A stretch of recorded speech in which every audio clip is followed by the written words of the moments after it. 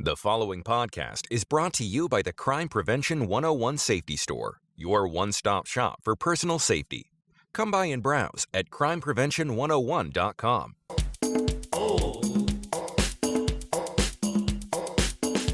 Welcome to Crime Prevention 101, the podcast with an optimistic perspective on a sober subject. The views and ideas expressed on this program are strictly those of the guests and do not necessarily reflect the views and ideas held by the host, associate participants, or sponsors. Now, here's your host, Crime Prevention Specialist Susan Bartelstone.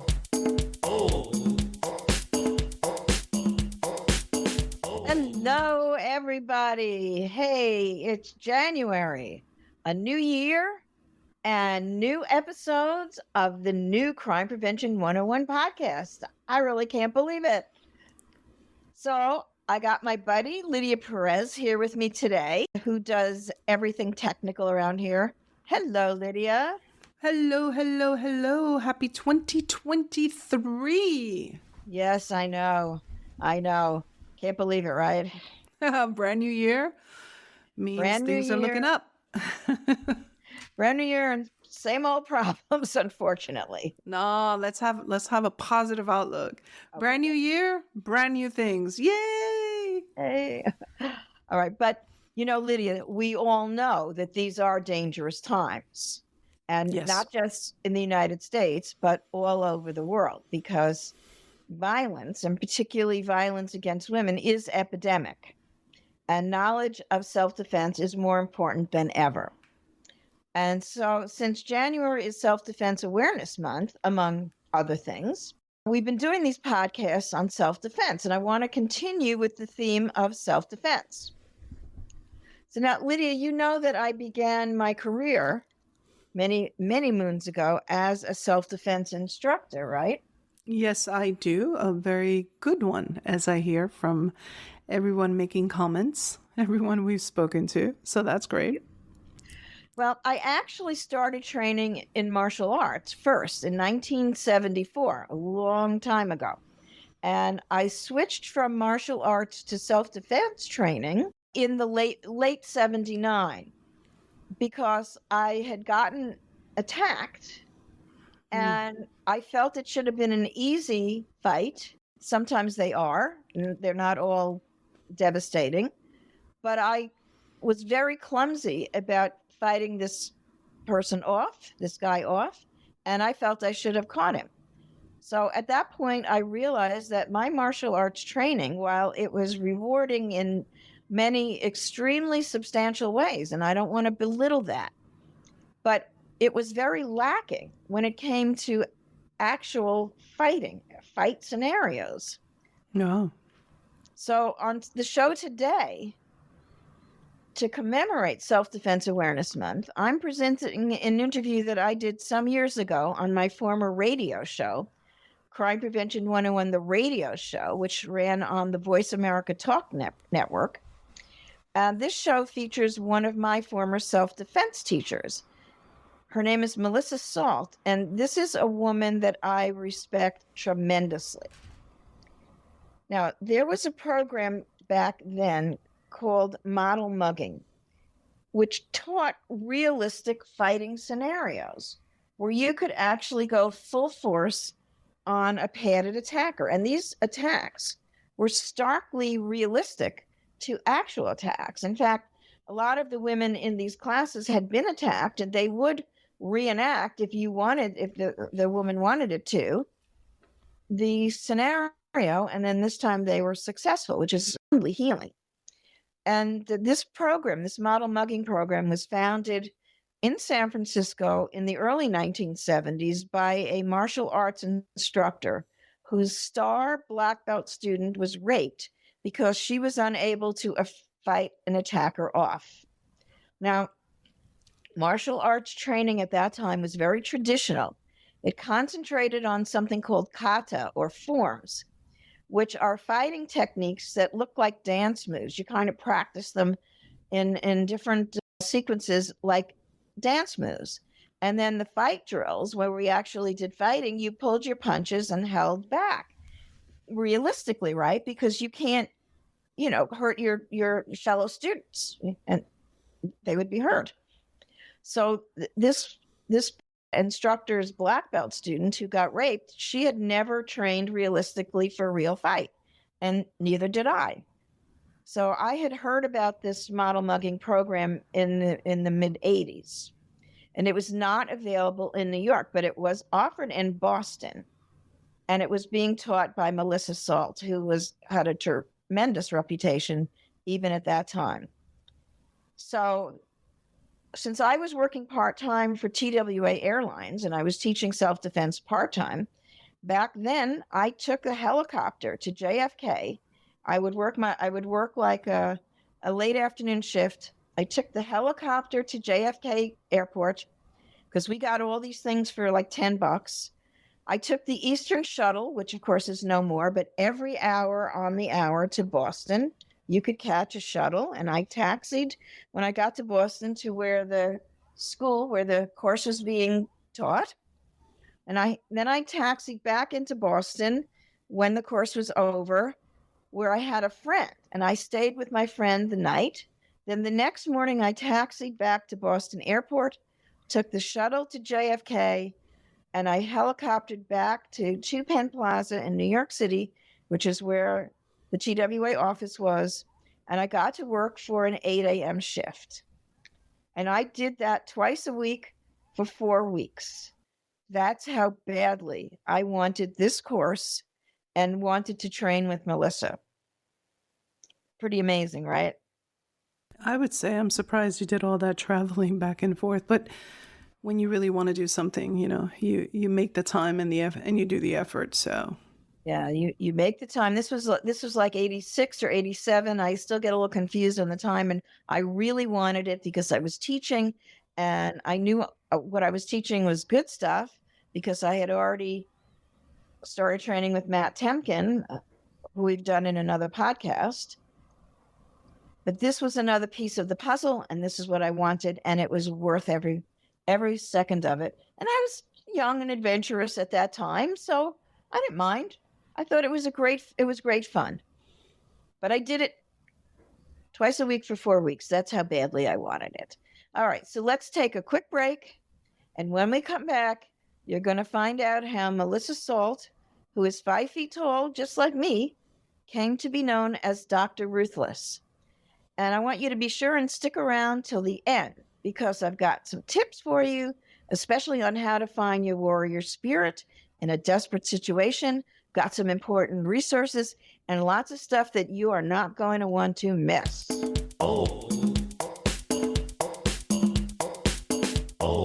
If you're feeling insecure or apprehensive about your safety in the world today, and you should be, if you're looking for the best pepper spray, the best tasers or alarms, or innovative personal safety devices, if you're looking for ebooks to help you heal from trauma, to deal with bullies, to learn self-defense, or whatever concerns you, the Safety Store is where nationally recognized crime prevention specialist Susan Bartelstone has curated the products she recommends and uses herself.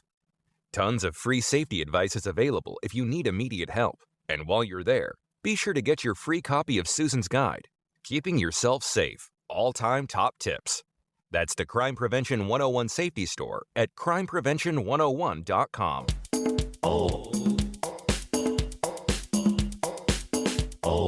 Now, let's go to my previously recorded interview with Melissa Soalt from my former Crime Prevention 101 radio show. The following program is being brought to you on the Voice America Variety Channel.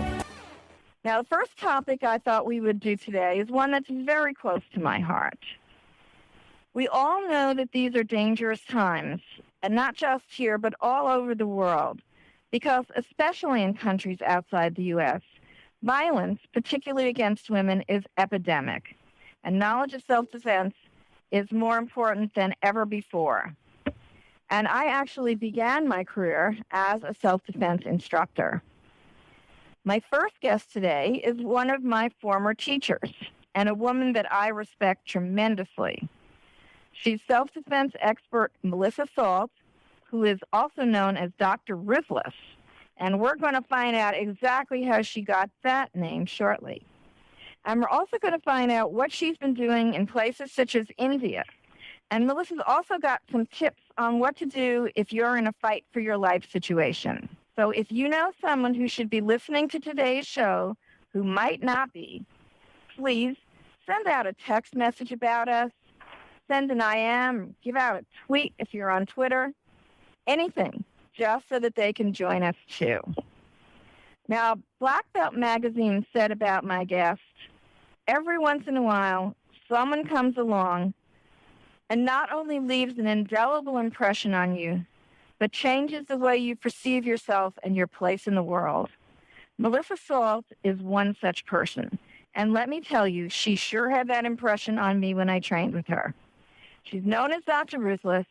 She's an award-winning self-defense expert, a Black Belt Hall of Fame recipient, and a former psychotherapist. And she's been teaching self-defense to women all over the world since 1986. Melissa, hello. Wow, Susan, I don't know what to say. Well, that's you, girl. You did it. Awesome. Awesome. It's great to be here with you. You and I go back a few years, and we know what it's all about. Indeed. You and I was training back with you in the 80s. That's a long time. I know. Now, Melissa, you said something on your website that really hit home for me. You said that half of the world's population should not have to live in fear of the other half. Absolutely. And that this rages unchecked in the 21st century is a tragedy and an outrage. So at age 54, with a fire still in my loins, I'm aiming to bring my teaching to regions of the world where the skills of self-defense and the warrior spirit are urgently needed. And this is awesome. And we're going to find out about your global teaching very shortly. But first, let's go back. Let's go back to the 80s, back when you and I were kicking around there. How did you get involved in the self-defense field? Talk a little bit about that. Well, I'll give you the short story. Otherwise, we'll be on the phone forever. But, I mean, there are personal reasons and professional. On a personal level, I grew up, I am 54, so I grew up at a time when, of course, good girls didn't even sweat, let alone fight back. But I had an experience when I was a little girl, actually, where a boy, a little terrorist in training, tried to set me on fire, a real story, and tried to set my hair on fire. To make a long story short, I was with a girlfriend, and she was a tomboy, not me, and I had no clue what to do, and I kept blowing out his lighter. He had this big old lighter. He was trying to set my hair on fire, and what happened as a result of that experience, I managed to get away, thank God, but I watched my friend get all roughed up and punched, and I froze, and it left a real strong impression on me. And I thought, man, why couldn't I, as a girl, grow up and learn how to fight? Why didn't I kick his butt and stuff like that? And then, fast forward some years, I'm in my 20s, and I had a very terrifying experience. I've been training in the martial arts. I got into martial arts. I'm a very physical animal. I was doing dance and martial arts, but I had an experience in Boulder, Colorado, where a guy broke into my home in the middle of the night. It was a terrifying situation, and I saw the shadowy figure down the hallway. He had cut the power, the phone lines, the electricity, the whole bit. And what happened is I yelled, which is one of the first lines of defense, and he decided to leave, but there were follow-up phone calls. He was going to get me. He had a gun, and this was in the like 84, and this was before the guns were very prevalent. We didn't have caller ID. We had nothing, and I was terrified and traumatized, and I was also working as a psychotherapist, so I understood all these things in my head, but still I was just completely freaked out naturally. And shortly after that, I learned about a style of self-defense, which brings me really to your question, where men were wearing all this padded gear, and you could go full force, and it was specific to women and how women are attacked, and rape defense. And I was in bed, and I'd never learned any fighting from a lying down position or anything like that. So shortly after this experience, I heard about this kind of kooky new thing, and I thought, man, that is for me. Sign me up. I get to go full blast. Whoa. So I took what was then a very primitive, early, a not so sophisticated version of what would then become the model mugging program, and then evolved into the impact program, which is a part of my kind of lineage, if you will. And it was love at first blow, Susan. And I got involved, and I also had experiences. This can sort of tie into the global and the India stories in my late teens, when I was traveling around Central and South Asia, very poor, third-class student rate, kind of a hippie voyage, if you will. And I was accosted a number of times, and I'd never fought back. Like I said, oh my God, the idea that a woman could fight back, should fight back, would have any power, anything was foreign to me. Yet there I was. I found myself in situations where I was fighting back and succeeding and escaping sexual attacks. And so that was another piece of how I sort of came to this. It wasn't like a life and death situation at the time, but nonetheless, I was able to fend off maulers and molesters and, all kinds of creeps, which, of course, doesn't just happen there. I totally understand that love at first, bite thing. Right. So that was actually my experience, too. Even though I didn't have the dramatic kind of, I did have an incident when I was 19 where I was attacked, and I did know at that moment, and it was a kind of a puny attack. He was really, just a wuss. And I knew if I had any idea what I was doing, I could have really mopped up the floor with him. But you were a front runner in that use of full force. And when I first stepped into your class, and now I had already had martial arts training, but I knew that there was something else that I wasn't getting, that I needed. And that was the first time that I ever hit something full force. And let me tell you, I was in love, too. I absolutely loved it. And I tell you a funny thing. I remember that we were taught these eye gouges to the eye, which is an extremely good technique, which I think we're probably going to get to talk about. And that you can't really practice that technique, in a karate dojo because you can't go into the eyes. And I dug into that eye, the eye on that attacker. He's fully padded and he's got webbing over it. And I grabbed that webbing and I just made believe I was actually ripping the eye out. I know it sounds horrible, but when Melissa teaches you, she gets you to the point where you understand you might have to do something like that to save your life. And she gets you to give yourself permission to do it. And that was just amazing. And I did it. And And Susan, you're hitting on such great points, and this is a universal thing. That's true. Hence my beloved trade name, Dr. Ruthless. Because I believe in being ruthless. And you're talking about. Part of, I guess, what I'm known for, what I've kind of majored in, for lack of better words, is really very primal skills. It really has to do with tapping into the female animal instinct to survive. And that, the ugly term for that is the killer instinct, but it's in us all. Women are tough. I think we're much tougher than we give ourselves credit for. And we've kind of lost a little bit of, we've lost this connection to this aggressive, primal, fierce that we all have. That's part of our own prehistory. My line on this is, as you know, is that, if you think back, 40,000 years or something like that, we were spearing the bears and stomping on the snakes. And, we've just kind of gotten softer over the years.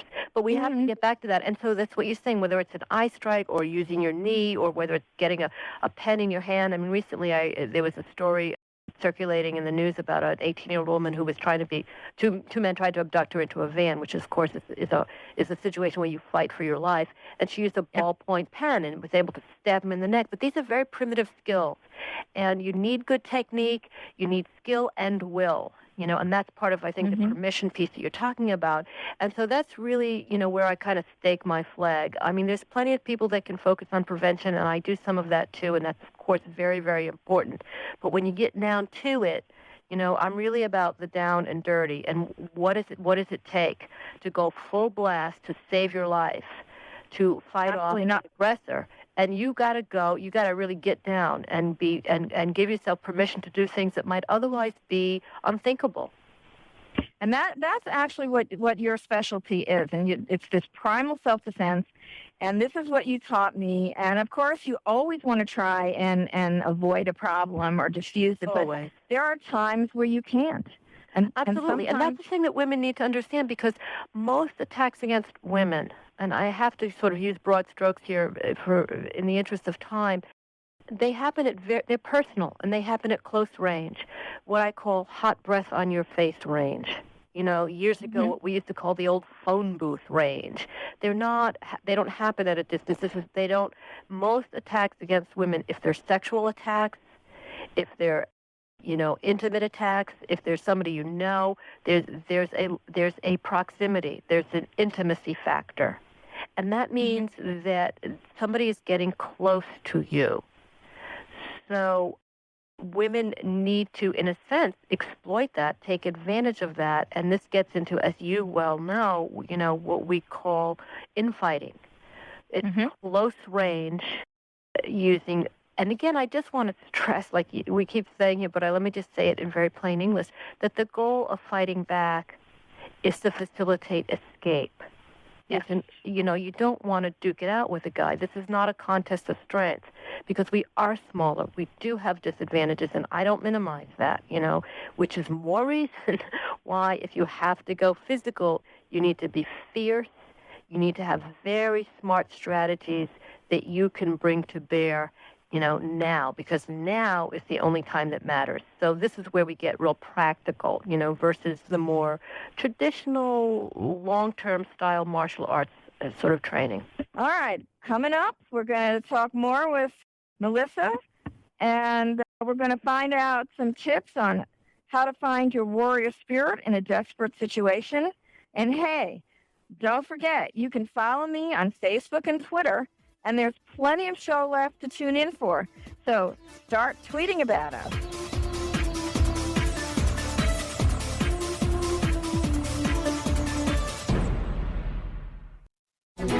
After more than 17 years' experience teaching safety skills to thousands of women and men, crime prevention and personal safety expert Susan Bartelstone concluded that by thinking and responding quickly, ideally within 20 seconds, potentially violent criminal encounters can be prevented.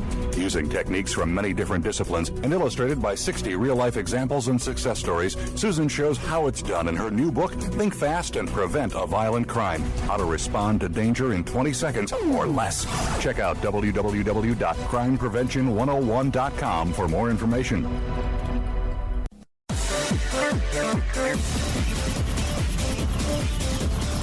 You're listening to Crime Prevention 101 with Susan Bartelstone. Susan would like to remind you that no absolutes exist in a crime scenario, and no advice can possibly address every variable. Each situation should be evaluated individually and responded to in a way you instinctively judge best. It's Susan's aim on this show to provide you with the information and options that will help you make that instinctive assessment quickly and safely. And if you're already a survivor of the kind of crime we're talking about on the show today, or any other crime for that matter, please remember that there are no right or wrong responses in a criminal encounter, and nothing that happened to you was your fault. Even if you think you used bad judgment in a situation and left yourself vulnerable, that's never an excuse for a crime or for violence. So please, call yourself a survivor, not a victim, and understand that with time, distance, and the proper professional help, you can put what happened into perspective and get on with your life. Hi, Susan Bartelstone here. And if you're just tuning in, I'm speaking with Dr. Ruthless, also known as Melissa Soalt. And you can find out more information about her programs and her DVD, Fierce and Female, on her website, dr-ruthless.com. All right, let's get back to Dr. Ruthless. But let me just attach to the point that you're saying. I would say it a little bit differently, but absolutely what you're saying is the warrior spirit is crucial. I think techniques do matter, but you need to keep them simple. And one of the reasons why, because we need skill and will. It's a two, it's both. But one of the reasons why, like you say so correctly, that even really trained martial arts people, and I'm absolutely for martial arts because it can develop very good technique and power and strength. But what happens under the effects of adrenaline, and this is a key point for folks to understand, is that adrenaline has its good and its bad elements, for lack of better words. And this is what happens in a real situation. There's a whole chemical cocktail that kicks in, and the adrenaline is pumping through your body. There's tremendous fear. It's terrifying. It's electrifying, and it's critical to understand that you can't use any fancy techniques. We talk about it in terms of gross motor skills, because under the effects of the adrenaline, and even it doesn't matter what sort of background you have, it gets very, very simple. You can't, in other words, you can't do fine or complex motor skills. You can't tie your shoe well. You can't tune a radio dial. You have to stick to very simple, gross bodily moves: elbows, knees, palms, biting, smashing, picking something up, driving in with your hips. And all my techniques are about the hips, which is part of the Dr. Ruthless thing. So that's what goes out the window, is that you have to, and this is what people need to understand. I believe in good technique. I just don't want to load people up with a lot of them. I want them to be simple, to be instinctive, that you can optimize from standing positions and also from ground fighting. Rape defense is one of my big focal points in terms of my seminars and so forth, because you have to know what to do from a lying down position, even whether somebody's on top of you or approaching or whatever. So, the techniques that I teach have to do with the power of the legs, the lower bodies, very explosive. I'm very big into explosivity, timing, as you well know. Sometimes you have to fake submission initially. You have to then go 0 to 100%. So timing becomes a technique unto itself. That's what I mean by you need smart strategies to bring your best weapons to bear so that you can shock, explode, cause enough disabling, a distraction, pain, all of that, so that you can make a safe getaway. All right, so I think we're getting the idea of where the name Dr. Ruthless came from. Right? Okay. Yeah, from being ruthless, and also from the reference to Dr. Ruth, who's actually one of my heroes. I think she's great. She's not a short woman. That's correct. She deals with you're only about 5'2", is it? Oh, I'm 5 feet on a good hair day, woman. I wish I was 5'2". Yeah, you and I are eyeball to eyeball, honey. Oh my God! And that's why we have to be fierce, because we're smaller. That's exactly right. That's exactly right. We need it. I just want to really, in other words, I just want, in terms of just making it clear about the skill level of the technique, you do need a basic vocabulary of technique, but you don't need to practice years and years and years to get a perfect sidekick. Doesn't matter. And you don't need. No, you're absolutely right. And you don't need, really what we're saying again is that this is that prehistoric sort of survival thing. I mean, there are stories like, you and I know, if we had time, we could probably tell a ton of stories of women who even had no training, no actual technical training, but they were able to, in the heat of that moment, and this is another key point, I'm jumping around here a little bit, but part of the technique, if I can call all these things techniques, is, and this is a big focal point of mine, it's on my Fiercely Female DVDs, all over my website, in my hands-on classes, whatever, that you have to learn to harness the fear and the adrenaline, because it's tremendously powerful stuff.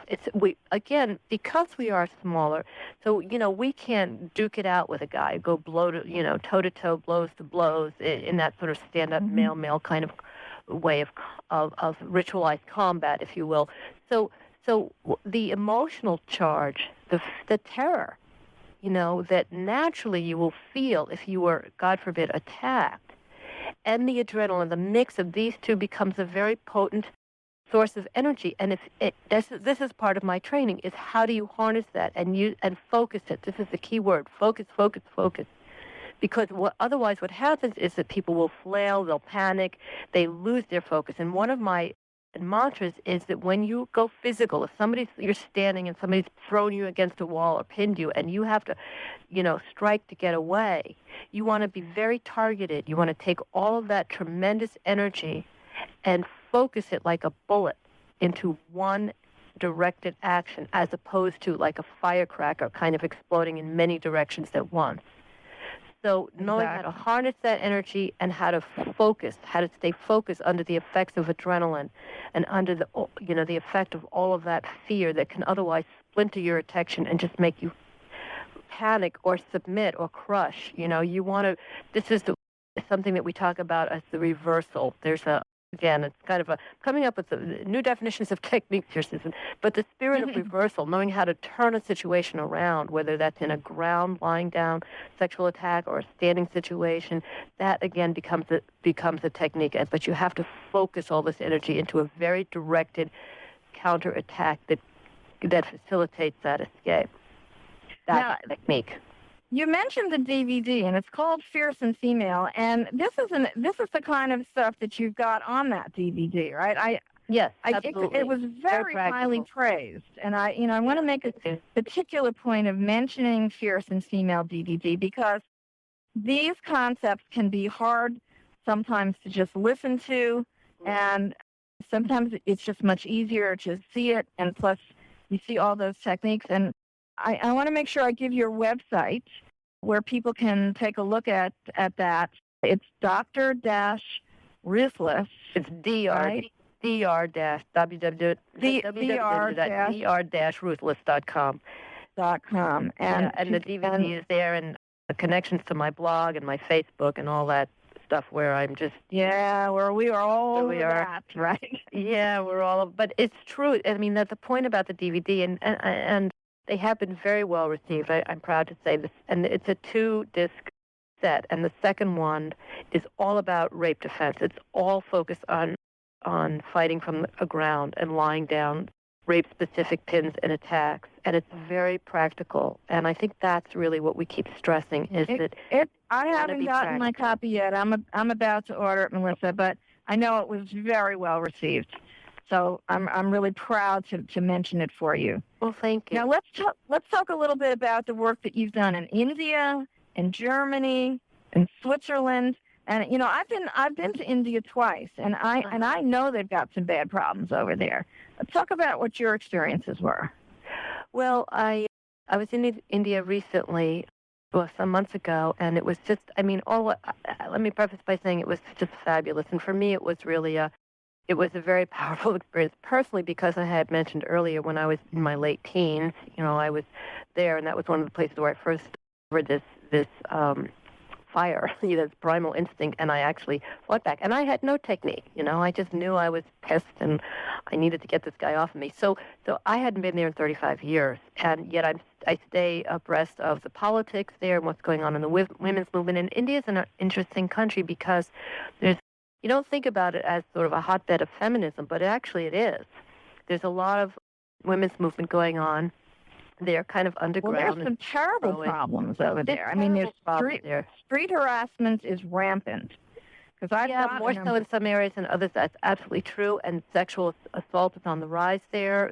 There's a lot of bride burnings, domestic violence. There's domestic violence. There's a lot of discrimination against women still. They're fighting, and they're fighting hard to earn their equality, and they're winning some battles and losing some battles, and so there's a lot of problems there, absolutely. And I was teaching in Delhi, and I was also teaching in Bangalore, and it was just, the thing is, I had classes of women and some mixed gender classes too. By the way, I also do teach men, but women is really my focal point and my specialty. There were women there who were wearing traditional Indian garb outfits. There was a 13-year-old. There were young college students. It was just an incredible mixture of women. And the thing is, and they all really took to it, they just really learned to fight, and they really have, there's a lot of conditioning to overcome, and self-defense is not common there. It's not common at all. Here it's become a big industry, et cetera, and it's not there. So it was an extraordinary experience for me to be able to work with women to whom this was really new, and to whom the idea of fighting back is really new, some of whom it's a very new concept, and they're kind of where we were decades ago in this regard, in terms of self-defense and women learning to take their bodies back, really fully, and what that means, and being able to access power. So it's such an incredible country because there's no one India. That's the thing. As you know, I'm sure that there's the young high-tech India. There's so many different traditions and cultures and regions and tribal groups and ethnicities and so forth, each one having its own kind of ways, and all of that, the geography being so different. So it's really such a mixture. It would be impossible and wrong for me to even suggest that there's, it's like this or it's like that. It's just an incredible mixture. But it's what's crucial is, and I have taught in Western Europe, and I'm actually aiming and hoping to go back to India, and I'm actually talking to somebody in Singapore right now. And the thing is that this is universal, and that's really what I want to stress, is that women all over the world, first of all, we are in dire need of practical self-defense skills. I mean, like you said early on, and it's so true, that violence against women has become pandemic. And you have to start young. You got to get them in the colleges, young, the high schools, and I know you do these great college programs. Absolutely, you got to get them younger and younger. And men need to get, men. There's a lot of re-education going on, and also in countries like India where they're focusing on the men, where they're having to, really work with men to see women as their equals and to undo some of their conditioning. And this is a long haul. But it's just, it's outrageous that here we are in the 21st century, and that whether it's Africa, where there's horrible, in the Congo and just all over the violence against women, and whether it's Asia, whether it's here in our, in rural America where it's all hushed up, it's the bottom line is that, it's, as I like to say, it's all one big hood, womanhood. And I think that it's an important part of women's social activism as well. I think that until women really take their bodies back as a source of power and learn to protect and defend themselves, along with all the changes in public policy and laws and education and all that other stuff, that we will never, as a species and as a culture, be safe or whole. And so I see this as crucial, and I really, and because violence so widespread, it's just critical to me, and it pains me deeply, and it enrages me, both on a personal and a professional level, that this is still going on in this day and age, and learning to defense, and I include in that, of course, you and I are both big on using weapons of opportunity, and how a book or a pen or the chair or whatever you can get your hands on. And also I'm also in favor of women learning how to wield sticks, and depending on where they are and what the culture is and what's going on, I want women to be able to know how to use a knife if they had to, God forbid, be survive, that protect themselves or they're young. So there's many pieces of this self-defense continuum, but the bottom line is that this is part of our heritage. It's part of our female endowment to be able to do what it takes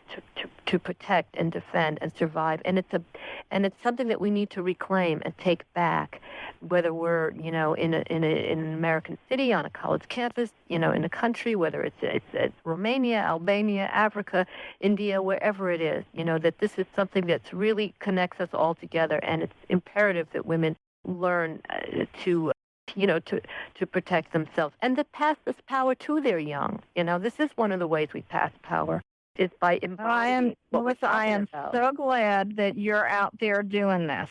All right, very quickly, we're just give a couple of tips, okay? The most important things, one or two things that women should take away from today, and or men, because they get attacked too. Oh, absolutely. Well, one or two things in terms of the physical, because that's kind of really what I'm focusing on, is that you've got to learn, you must be able to use your body parts as weapons. If you're attacked in close quarters, you've got to be able to be explosive, and use your elbows, your knees, your hands, go for eye strikes, go for throat strikes, use knees, eyes, ears, nose, throat. Right, the nose, throat, the knee, the kick out the legs, the line. You're on the ground and you're in a lying down position. Do whatever you can to try to get somebody off of you. If they're on top of you, use your legs like battering rams. Try to get them between you and your aggressor, your attacker, and deliver powerful kicks. Here's the bottom line: it's from the hips. You got to get your hips engaged, because that's where the power is. And so that's why I say it's the womanly art. Do it with your hips. Do it 100%. Yell, make a scene. Do it hard, fast, furiously, and fiercely, and fierce. Fight Melissa, now. Melissa, thank you so much for being with me today. Now, maybe you'll come back again when you get back from India and talk a little bit about what your experiences were there again. Make sure to check her out at dr-ruthless.com.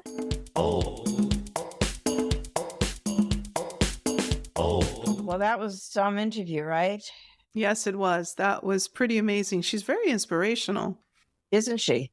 She was an amazing teacher too. I learned so much, and she also was so attentive to all of the students, because a lot of the students in that class were reliving real life assaults. Mine was not so bad. Mm-hmm. But some of these people, we're talking about very nasty, traumatic situations, and she was just so right there and present. There was so much healing going on. So I always tell people, self-defense and martial arts training can be very healing if you're a victim of some kind of trauma like this. Mm-hmm. And this interview is still as relevant and as necessary to talk about today as it was when I first did that interview all those years ago. And, Melissa talks about how men were getting training in India and other countries outside of the U.S. and about their attitudes toward women and so-called rape culture. One thing that she said that just sticks out, she said, this is a long haul. And oh boy, she had no idea. I'm just so sorry to say that the changes that she and that I and that, my sisters in the self-defense field, we're still looking forward to them. They haven't happened yet. And sad to say, it's not going to happen in her lifetime, because Melissa is currently in the hospital at the date of doing this taping. And she has stated on her Facebook page that she's dying. So unfortunately, these changes, while there are some positive changes, certainly in the U.S., we still have a long way to go. But this is another reason, Lydia, I want to make sure that her legacy of helping people continues to become available. And I'm very proud, really touching to me that I could do this for her, replay this show today. I'm just completely 100% amazed. I was young. I was still a kid. So to me, this is just like revisiting history, but it's also like, wow, I never knew all this was going on.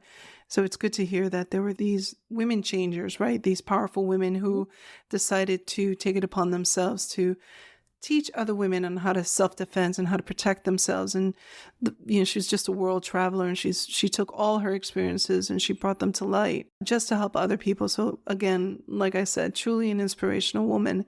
And it's so sad that unfortunately she's going to leave us soon. So, probably. Yeah. But you know what? I think her legacy is going to live on. Her website is certainly still there. And her website is dr-ruthless.com. And you must put the dash in there, because otherwise you get a very naughty website. So it's dr-ruthless.com. She's got some great safety information there. I saw that the Fierce and Female DVD that she talks about in the interview, it's still being offered. And that includes all sorts of information about how to find your warrior spirit in a desperate situation. I don't know if it's actually still for sale, but she has posted that you can find it for free on YouTube. Just go there and Google Fierce and Female, and you will find that DVD. She's got also 2 Facebook pages. She's got one for Melissa Soalt, and it's Soalt. And she also has one for Fierce and Female. So please take advantage of that. Much good stuff there that's very helpful.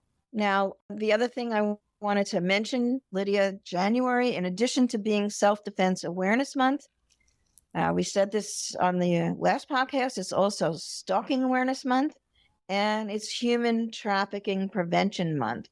So let's give our listeners some tips and resources on all these topics. And of course, they're going to be put in the show notes and on social media and anywhere that you find it, this podcast. But let's tell some quick, important ones that people might want to look out for. Yes, definitely. If you're interested in looking for information on self-defense, a great place is the National Women's Martial Arts Federation.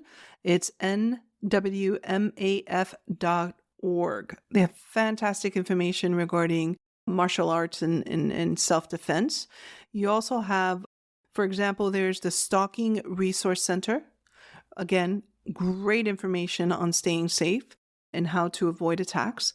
And also you have the Human Trafficking Organization, also known as the Polaris Project. It's anti-trafficking hotline at 888-373-7888. The website is also available on our show notes if you prefer to look at the website for more information. And last but not least, most of this information, you be sure to check out Crime Prevention 101, where you're going to have safety tips and resources.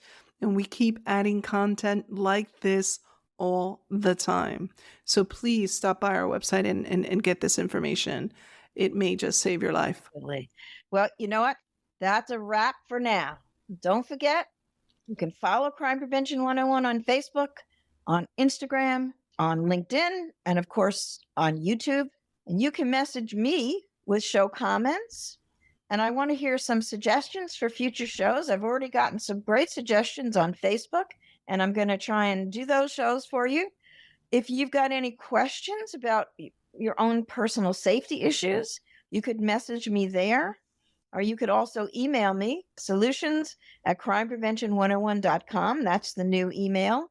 Like Lydia said, be sure to check out the website and the safety store, crimeprevention101.com. And don't forget to sign up for my free safety guide, Keeping Yourself Safe, All-Time Top Tips. A lot of good stuff in there. So now the next podcast is going to be coming soon. We got more stories that demand to be told, more hot crime topics, and of course, lots of life-saving information. And you know what we say around here? It'd be a crime not to listen. So stay tuned and stay safe.